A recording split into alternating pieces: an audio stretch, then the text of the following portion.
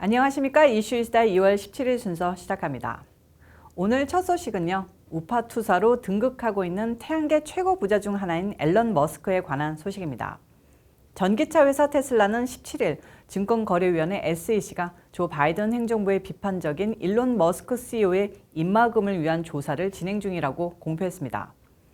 대기업이 저승사자로 불리는 증권거래위원회의 수사 소식을 정권과 연계 의혹을 제기하는 게 여간 힘든 게 아닌데요. 테슬라가 이걸 해낸 겁니다. 한마디로 정의하면 테슬라가 바이든 정부와 전쟁 선포했다라고 해석해도 좋을 뉴스입니다. 월스트리트저널과 CNBC 등이 전한 소식 보면요. 테슬라와 머스크 CEO의 변호인인 알렉스 스피로는 뉴욕 맨하튼 연방지방법원 앨리슨 네이선 판사에게 제출한 문건을 통해 머스크 회장이 여전히 정부를 노골적으로 비판하고 있기 때문에 SEC가 머스크와 테슬라를 끊임없는 조사의 타겟으로 삼은 것으로 보인다고 밝혔습니다. 이날 법원 문건은 테슬라가 지난해 11월 SEC로부터 머스크의 트윗 활동과 관련해 규정 준수 여부를 따져 묻는 내용의 소환장을 받았다는 사실을 공개한 지 일주일 만에 제출된 것인데요. 당시 머스크는 트위터를 통해 자신이 보유한 테슬라 지분 10%의 매도 여부를 설문조사했고 문제의 트윗 이후 일주일간 테슬라 주가는 15% 이상 하락했습니다. SEC는 머스크의 이 같은 트윗이 지난 2018년 합의를 위반한 것으로 보고 그의 소셜미디어 활동에 대한 조사를 재개한 것으로 전해졌는데요. 앨런 머스크는 이게 바이든의 테슬라 탄압이라는 것이죠. 그런데 2018년 합의가 뭐냐면요. 2018년 당시 SEC가 테슬라의 비상장 회사 전환을 검토 중이라는 머스크의 트윗에 증권사가 혐의로 소송을 내자 머스크는 테슬라와 함께 총 4천만 달러의 벌금을 내고 회사로부터 자신의 소셜미디어 게시물 등 공개 성명 일부를 사전에 점검받기로 합의한 겁니다. 하지만 딱 들어보셔도 말이 안 되죠. 개인 표현의 자유가 있는데 트윗 내용까지 증권거래위원회 사전 점검 받으라뇨. 무슨 공산국가도 아니고 스피로 변호사 역시 SEC가 당시 합의를 부당하게 이용하고 있다며 SEC가 약속을 깨고 화해 명령을 무기 삼아 머스크와 테슬라의 입마개를 씌우고 괴롭히려 한다고 주장했습니다. 그런데 말입니다. SEC는 정작 테슬라가 낸 4천만 달러 벌금을 아직까지도 분배하기로 약속한 주주들에게 지급하지 않았습니다. 증권거래위원회를 오히려 감사해서 혼쭐 내야 하는 거 아닌지 모르겠습니다. 한편 테슬라의 이날 반격은 머스크 CEO가 캐나다 당국이 흰신 의무화를 반대하는 트럭 시위대에 대한 가상화폐 후원금을 조사 중이라는 언론 보도에 주스틴 트루도 캐나다 총리를 독재자에 비유하는 듯한 트윗을 올린 직후에 나왔습니다. 머스크가 민중의 편에 대통령에 서서 띠띠과 전쟁 벌이는 구원군으로 애국 세력으로 등장할 날이 멀지 않았다는 기대를 살짝 해봅니다. 다음 소식은 맨하탄 이윤아 씨 살해 사건 관련 소식입니다. 정말 참혹한 죽음, 이런 경우를 두고 하는 거 아닐까 싶은데요. 이윤아 씨는 단순히 흑인 노숙자에게 살해당한 게 아니라 무려 40차례 이상 칼에 찔려 목숨을 빼앗겼다고 하죠. LA, 뉴욕 등 전국 각지에서는 이번 사건에 대한 규탄 시위가 연이어 벌어지고 있습니다.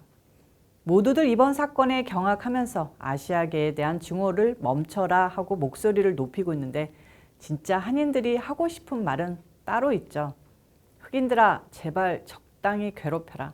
우리가 무슨 너희들 분풀이 대상이냐? 바로 이겁니다. 사건 관련 CCTV를 보면 용의자는 거리를 두고 쫓다가 아파트 복도에서부터 거리를 좁혀 이 씨 뒤로 바짝 따라붙더니 이 씨의 집 현관문이 닫히기 전 문을 움켜잡았습니다. 범인은 수차례 전과가 있는 노숙자로 최근에도 이 아파트 인근에서 폭행 등 다른 사건에 휘말려 있는 상태였는데요. 건물주도 뉴욕포스트 인터뷰에서 그런 사람이 어떻게 거리를 돌아다닐 수 있는지 모르겠다고 말했습니다.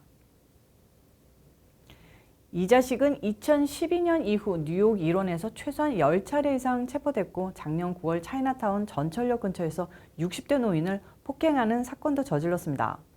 그런 나쁜 인간을 왜 감방에 쳐넣지 않았을까요? 그분 생명 소중하다면서 감방에 그분 종족들이 너무 많아 정의가 아니라며 그냥 대충 길거리에 방면하는 같은 좌파 검사들 때문이겠죠. 민주당 좌파 검찰이 이런 비극 낳은 겁니다. 지금 이 문제로 미국은 달아오르는데요. 인권 부르짖는 좌파 검사들이 사람 살해하지 않은 용의자들은 전과자나 흉악범이더라도 일단 재판 전까지는 보석을 허가해 방면한다는 겁니다. 이 때문에 벌어진 범죄들로, 그러니까 보석 상태에서 벌인 흉악범들의 추가 범행으로 전국에서 매년 수백 명이 목숨을 잃고 있습니다. 이게 말이 됩니까? 사건 직후 에릭 애덤스 뉴욕시장은 차이나타운에서 살해된 무고한 여성을 애도한다며 이 같은 폭력이 계속되도록 두지 않을 것이라고 밝혔는데요. 아시아계 증오범죄 이런 소리 하는데 그게 다 무슨 소용입니까? 범죄는 이미 벌어졌는데 말이죠. 중요한 것은 흑인들의 한인에 대한 범죄가 도를 넘게 진행되고 있다는 겁니다. 잘났다는 좌파 엘리트들은 아시아계에 대한 증오범죄라면서 뭉뚱그리면서 흑인뿐만 아니라 인종차별주의자인 백인들의 범죄만 부각시킵니다. 근데 단언컨대 이건 통계의 오류인데요. 백인들이 문제 일으키는 건 대부분 중동계에 대한 인종차별 범죄입니다. 미국에서는 인구조사나 뭐든 인종기입란이 있는데 딱 이렇게 분류합니다. 백인, 흑인, 아시아인, 히스패닉, 아메리카 원주민 이렇게 5가지인데요. 인도인이나 중동계나 중국인이나 한국인 모두 아시안입니다. 그래서 통계적 오류가 생기는 건데요. 인도인이나 중동계에 대한 인종 혐오 범죄 가해자들이 백인이 많은 반면 중국인, 한국인, 일본인, 특히 한국인에 대한 인종증오 범죄 가해자는 절대 다수가 흑인입니다.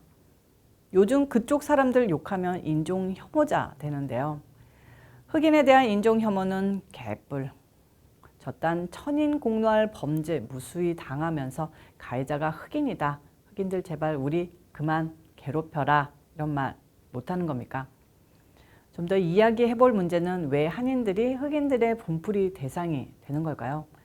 이곳 현지 동포들은 약삭 빠른 한국인들이 처음 이민 와서 흑인 동네에 가게 차려서 돈을 쓸어가며 정작 사는 곳은 백인 동네로 애들 좋은 옷 입히고 좋은 학교 보내 백인들 꽁무니만 쫓아갔기 때문에 흑인들이 한국인들을 증오하기 시작했다고 합니다. 근데 뭐 이게 한인만 그랬습니까? 유태인, 이탈리아계, 인도계 등등 다들 그랬고요. 흑인들 개무시당했습니다. 자, 진짜 이유가 뭘까요? 한인들은 거의 복수를 안 합니다. 유대계, 이태리계, 스페니시 다들 대표적 어둠의 조직이 있죠. 그들은 나름 복수 혈전을 펼치기라도 합니다. 한국인들 얘기 들어보면 좀 훔쳐가면 어때? 사람만 안 다치면 되지. 총 쏘고 다 털어가도 경찰 신고하고 보험 처리 받으면 되지. 이런 생각하고 무섭게 대항하지 않습니다. 이런 거 알고 그것들이 더 우습게 알고 그런 짓 하는 거 아닐까요? 거리에는 거리의 질서가 있는데요. 한인들은 항상 아웃사이더로 미국 뒷골목 거리에서 돈 벌어가면서 그런 뒷골목 거리의 질서, 스트릿 룰에 포함되려 하지 않습니다. 미국인이 되지 못하고 그렇다고 강력한 코리안 타운도 만들지 못하고 이곳저곳 흩어져서 잘 뭉쳐지지 않는 민족이 한국계였습니다. 이런 현실이 결국 고쳐지지 못하고 2, 3세 한인들이 주도하는 한인 사회로 덜 익은 채 여물어 버렸는데 어쩌겠습니까? 이게 현실입니다. 이건 저만의 생각이 아니고요. 생각 있는 동포들께서 말씀하시는 전반적인 의견임을 알려드립니다. 아시아인 대상 범죄는 여전히 많이 발생하고 있습니다. 바이든 임기 동안 반아시안 증오 범죄가 지난해 2021년에만 343% 증가한 것으로 뉴욕 경찰국 통계로 밝혀졌는데요. 코땡 사태로 급증했다고는 하지만 범죄 저지른 자가 쉽게 풀려나와 또 저지르게 되는 거지 같은 시스템부터 싹 뜯어 고쳐야 하지 않을까 하는 생각이 듭니다. 17일 수다는 여기까지입니다. 시청해 주셔서 감사합니다. 그리고 몇 번 제 강아지 룰루가 왔다 갔다 하면서 구독자님들과 인사를 나눴는데요. 좋아하는 분들이 많이 계셔서 오늘 또 출연시켰습니다. 오늘 좀 왔다 갔다 별로 하지 않은 것 같긴 한데요.